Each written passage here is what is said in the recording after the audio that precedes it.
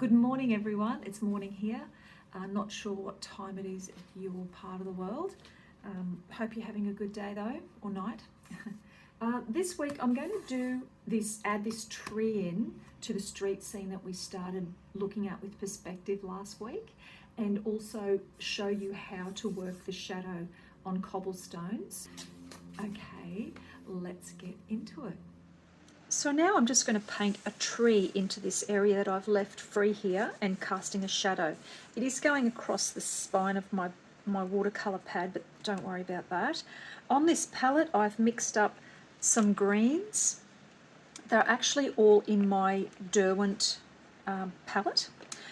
So the lightest green is this yellow lime colour here. The mid-green and the dark green. So to those three greens I've got a little bit of a muddy ultramarine blue, which means I've added a bit of the green into the ultramarine blue, some burnt sienna, and a little bit of quinacridone magenta. These are just little variations that I may use so that it's not all just green. Okay. Saves me mixing as I go. So for this one I'm going to wet the page first. Oopsie, don't want that dirty water. I'll leave it a little bit tinted so you can actually see it. I'm going to wet further than what I think.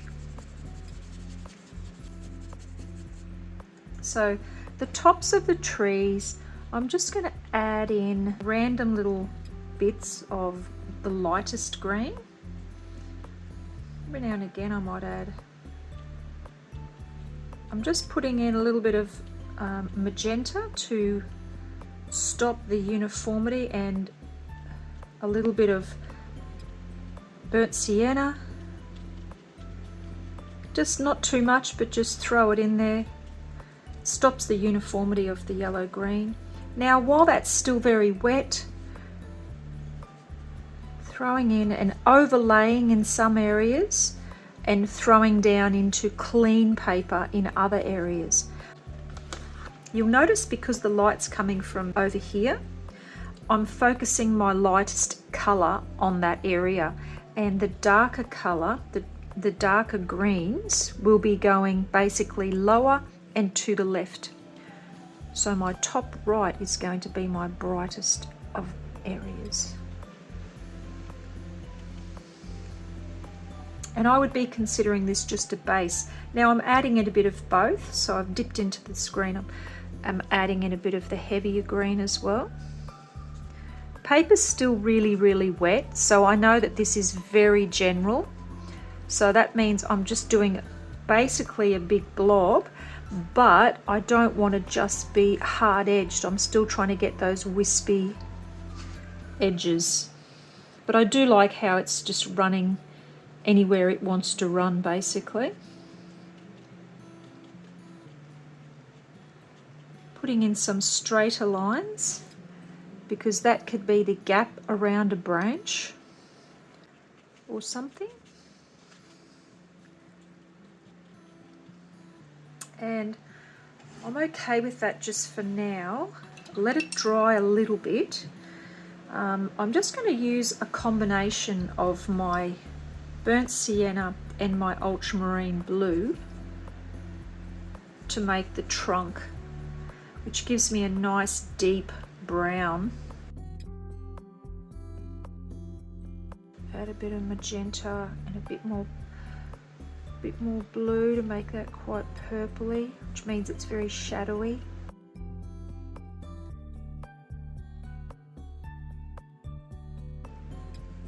Now while this is getting a little bit drier, I'm going to come in with what I would call my desaturated mid-green, which is I'm picking up the tiniest bit of the burnt sienna and I'm just murkying that fresh, vibrant, pretty green into a less pretty green. This is for the purposes of perspective and depth in the tree. So vibrant colours tend to shoot at you, and duller, dirtier, murkier, less saturated colours tend to push back away from you. It's the same principle as bright light colours, so tonally light, will come towards you, and your heavier, darker colours push back. Still a bit too wet, but I'll plod along.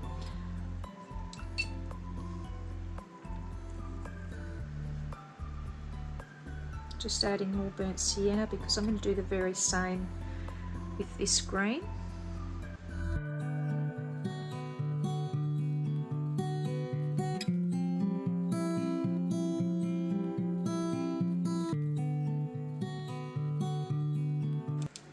And I'm going to add in some ultramarine blue as well.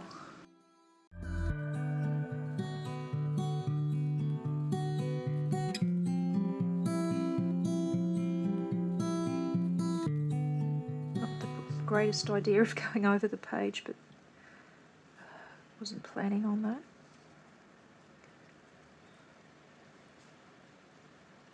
Now this, my brush is damp, quite damp.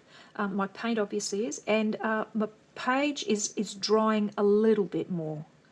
You can see by the hard edge of the shapes I'm putting down now that it's a little bit drier, which is fine because I'm adding little bits of detail here and there. I've said this before, but if you're very neat and you keep making the same mark, try rolling your brush as you paint.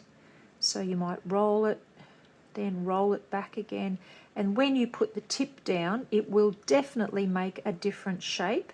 So that's a good way to stop repetition. The other good way is to put the brush into your non-dominant hand and have a play around with that, because that's definitely going to stop you from making the same mark. Now I'm adding burnt sienna to my lightest green. Add a little bit more of that lightest green in.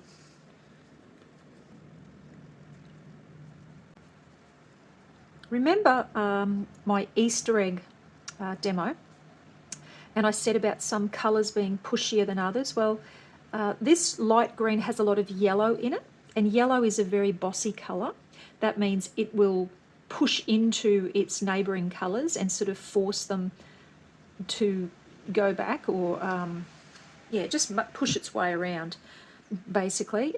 So if you have a soft bluey green like this middle green, anything with like a heavy pigment like burnt sienna and all the yellow that's in that will actually boss it around. That's what's happened here. Even though that was quite dark, I put that colour in and it made its way onto the paper. It pushed the dark bluey green away.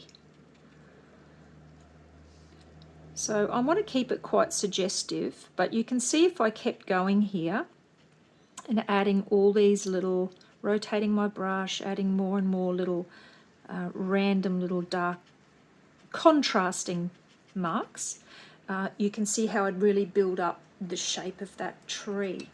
Now what I've got here is, I'll just put some greenery at the bottom.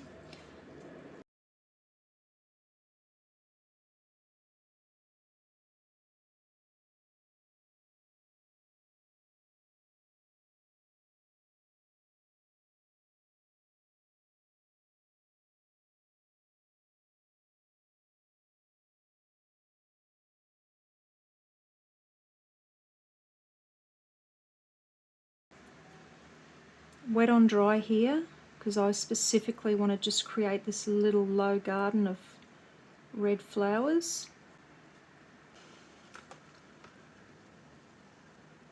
Now I'm going to create a little bit of a shadow area. I'm going to back into my ultramarine blue, magenta and burnt sienna for that really good combination for shadow.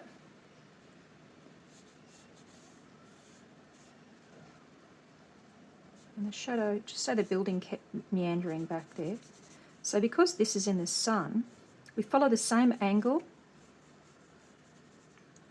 And what I want to do is, I'm basically working in the idea of this being almost like an egg shape. It's almost circular. So if this was coming down from the sun here, and we know it's going along the ground that way.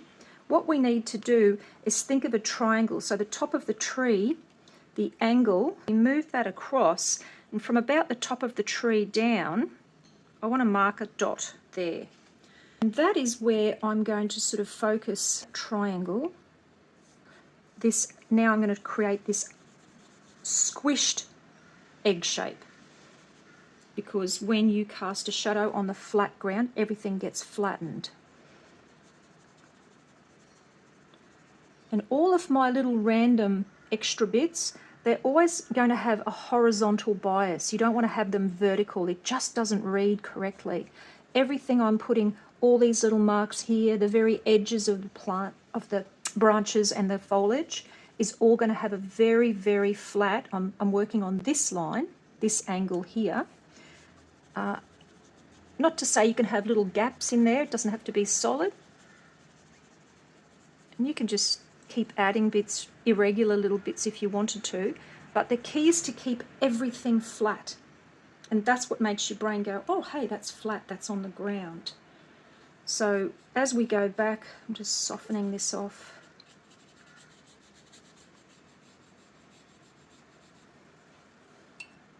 And then this wall colour here, I'm just going to use a general brown for that.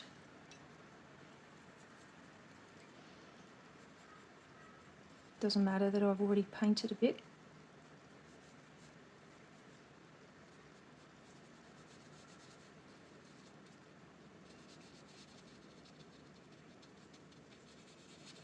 And that could go back however far you wanted it to go.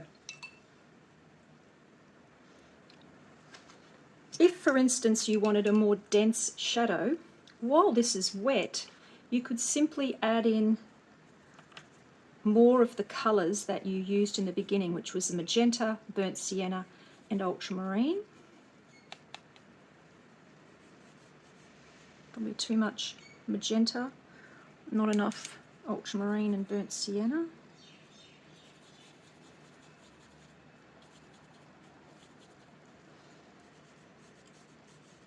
But that'll give you a much denser colour, which means that the sun is really being blocked out, which gives you the opinion that the tree is densely foliaged, if that's a word, foliaged. Yeah, but because the paper's drying off, I don't want these really heavy edges, so I'm just wet my brush, wiped it a bit, and I'm running it very softly, running them along the hard edges so they fade back. And then remember, any random little marks should be on the same angle that the shadows on the ground are. I'll leave it at that because I don't want to get too specific. But when I look at things like this, I go, oh, I can't really see. The colour is cool, which means shadow, but the depth isn't there. So I would definitely go over this a little bit.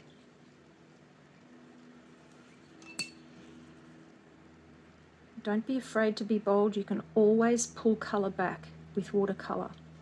It's one of the wonderful things that you can do.